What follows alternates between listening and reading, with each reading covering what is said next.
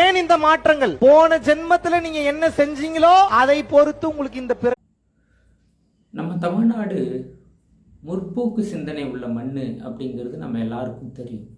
ஆனாலும் இதுலேயும் சில புல்லுருவிகள் ஊடுருவி பிற்போக்குத்தனத்தை, பைத்தியக்காரத்தனத்தை, முட்டாள்தனத்தை இங்கே பேசுகிறத நம்ம பரவலாக பார்க்க முடியுது. அதில் ஒரு முண்டத்தை தான் இப்போ நாம் பார்க்குறோம்.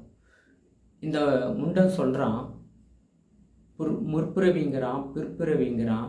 அப்படின்னா மக்கள் தொகை அப்படிங்கிறது நிலையானதா?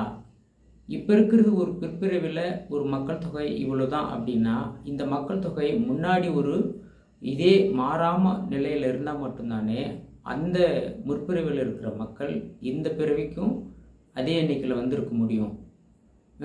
இன்னும் அறிவியலுக்கு புறம்பாக பேசிட்டு உட்காந்துருக்குறான். இவனையும் சில பேர் ஃபாலோ பண்ணுறாங்க அப்படிங்க.